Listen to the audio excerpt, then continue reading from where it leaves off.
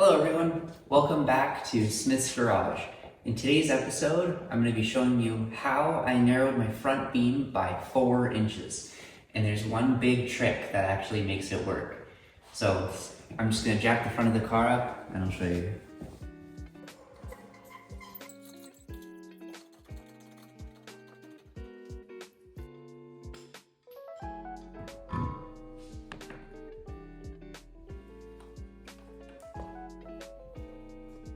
Okay, so as you can see here, it's not the original front beam, but what I did do, let me just check this.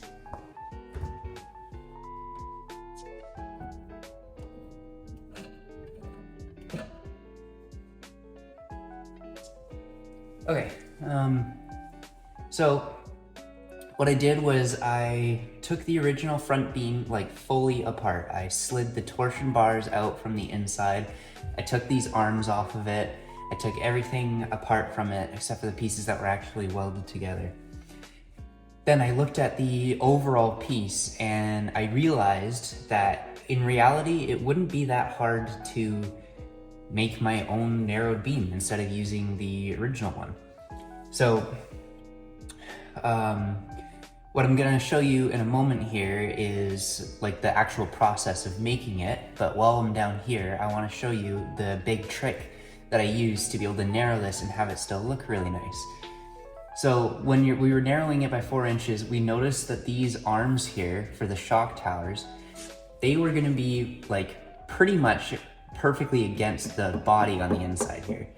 And we didn't wanna fully cut it out because we wanted it to be somewhat original looking, and we just decided that the best option was gonna be to cut out that little piece and set it back. As you can see there's a little lip.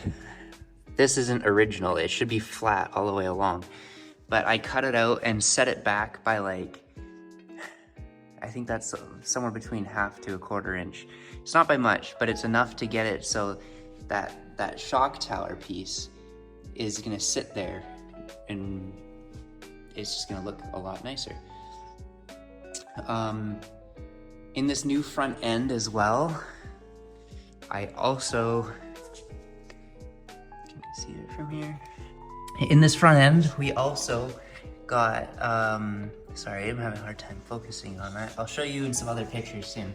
But this little piece right here in the middle is actually what makes my front suspension adjustable, because it holds the middle of the torsion bars in a certain spot.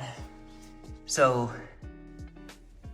if you loosen this top bolt, that's what's connected like straight into the torsion bar, and that'll unclamp this aluminum block, which then can rotate like this when you loosen this one. And combined with those two, that's what gives the front end a fully adjustable ride height. But with all that in mind, that's what let me fit those 6-inch wide wheels on the front, which doesn't sound that crazy to most people, but as I'm sure people with a Beetle know, it came with 4-inch wide wheels to begin with, so definitely a bigger upgrade. But anyways, I'll show you what I did to actually make this. Alright, so now I'm joining you from my desk so I can show you a couple pictures. I'm not very good at editing, so you just have to bear with me through this, but anyways, this is what the chassis of my car looked like when I first got it. It was a little bit rusty, not the best condition, but anyways, right when we got it, we took it apart almost immediately. We cut the floor pans fully out because they were so rusty, they were pretty much gone. Took the transmission out, took the front beam off, which is what we're going to be focusing on here. And when the front beam is off, this is kind of what it looks like here. You have the sway bar, well, that's just clamped down onto it. That's the steering linkages. Then you have the torsion bars that run through on the inside with the arms that come off that go to your spindles and then to your wheel. But anyways, once that was all taken care of, this is kind of what you have looking at as your basic structure. You have your two towers, which your shocks go up to, the tubes for your torsion bars, and the little brackets that hold the tubes together that hold it to the frame. So we wanted to recreate this. So what we started by doing was we came up with this weird looking template here. And plasma cut it out. As you see, that's that weird shape. That's what's getting cut out here. And once it was cut out, this is what it looked like. It had the same general semicircle shape to fit on both tubes. And then once this was cut out, we cut 2 holes for these 2 holes, and then we formed it up like this to make it, well, into the piece. Oh wait, and there's a hole in the top for another bolt. Yeah, so that was forming it up lengthwise. We also have this video just showing what it's like to form it up on the other way. Obviously this isn't something that's very easy for a lot of people to do, and I know that, but I happened to work at a metal shop that was very gracious to let me use their machines after hours. But anyways, once those were fabricated, they ended up looking really nice, actually. A little bit off, but nothing a bit of grinding can't fix. And so once we had these brackets made, we bought the right size tubing, and I don't have a video of it, but these are what the shock towers I made look like. They're not dual layer like the original ones, they're just one solid piece with these holes punched out of them.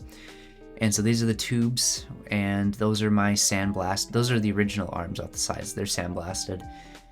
And in the middle here, those are the adjustable torsion bar pieces. Obviously, that's only the like insert piece. The rest of it's not there. And when I was at this stage, we mocked it all up and clamped it and got to work on welding it together. That is my professional welding outfit in the shorts. I would not recommend doing that, but it didn't matter much when I was just tacking them. Anyway, so after it was all tacked up, we got it, there's it with the full welds. I'm not the best welder, so don't judge those too hard, but I ground them back down a little bit, and then, yeah, there's them ground down a little. There's my shocks on. So this is like almost the final product. Oh, so those are the original spindles there. I bought, I think they're 2-inch dropped spindles to also lower the car on top of the adjustable suspension. So those are good if you want to lower your car. Those are a great investment. I would highly recommend them. They're very hard to install, like well, I think yeah, here you go. Those are the pins that go through the knuckles that you steer on, and installing them is so painfully hard. You have to freeze the pins themselves so they shrink, and then we had a big pot set up to boil the spindles, and that was to make them expand, and then we had to press them down with like all of your weight behind them, and the key thing was to do it really fast while one was still cold and the other was still hot, because once they reach the same temperature, they will not move at all. Anyways, this is what the entire thing looked like with a good coat of primer, everything all put together. The next picture here, yeah, this is the final result with the steering linkages, all the other linkages fully greased up and shiny looking. It turned out pretty amazing in my opinion. And I know it's not the easiest thing for somebody just using at-home tools. Honestly, actually, the tube wouldn't be too hard, and these arms, if you had a plasma cutter, wouldn't be too hard either. It would just be these brackets down here, which I feel like you would be able to cut them off the original one potentially. I didn't try that, but it might be possible. Anyways, thank you guys for watching. Something I forgot to mention in my last video was I have a TikTok account. I use my TikTok mainly just to post short films, so there won't be anything crazy going on over there. I'll probably post some of my short films as YouTube shorts as well. But anyways, thank you guys for watching. My next video will be about the rest of the chassis, and then I'll probably make one about the engine as well. I haven't fully figured out where I'm going from here, but I hope that helped everyone, and thank you for watching. Bye.